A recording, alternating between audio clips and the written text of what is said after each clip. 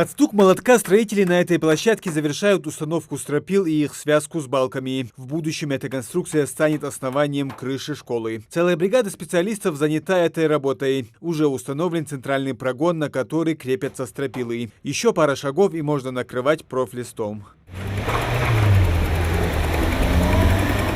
Параллельно с крышей ведутся работы и по фасаду здания. Специалисты наносят последний слой отделочного материала. Это сейчас школа приобрела красивый вид. Раньше здесь был потертый временем старый кирпич. Внутри объекта провели полный демонтаж. От старой школы остались лишь стены.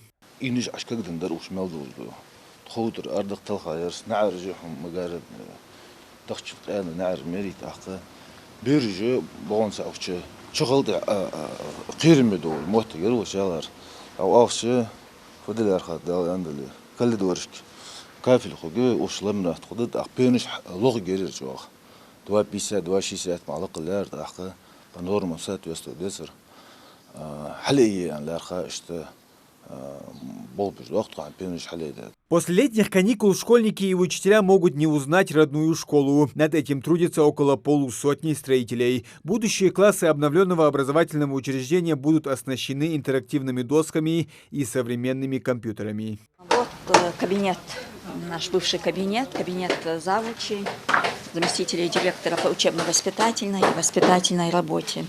Занимались мы, как видите, вот в таких условиях. Окна были гнилые, полы гнилые. Не только у нас в кабинете, но и во всех учебных кабинетах.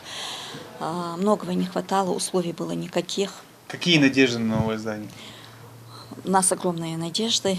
Школа была открыта еще в 1957 году. За 66 лет она сильно обветшала. По внешнему виду и не скажешь, что эти два объекта – корпуса школы. Кроме гнилых полов и окон, в здании обветшала электропроводка и система отопления. Все это заменят. Последовательно будет идти монтаж электромонтажной работы. Последовательно будут внутриотделочные работы, отопление, слаботочные сети. То, что входит в слаботочные сети, это пожарная, охранная сигнализация, видеонаблюдение.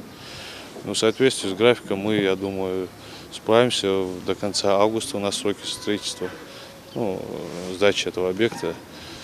Но мы идем согласно графику производства работ. Уложиться в такие же сроки должны еще в 15 школах региона, где ведутся ремонтные работы. В рамках этой государственной программы, называется «Модернизация школьных систем образования», в Республике Ингушетия в текущем году проводится капитальный ремонт в 16 общеобразовательных учреждениях. И в том числе СОЖ номер 22 Верхние Чоки.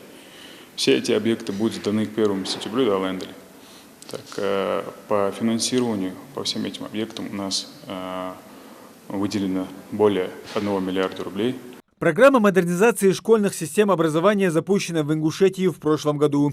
Благодаря помощи федерального центра региону уже удалось провести капремонт 13 школ в 2022 году. А если учесть 23 и 24, всего в нормативное состояние приведут больше 30 школ региона. Муслим Ганиев, Джамлей Султыгов, Новости 24.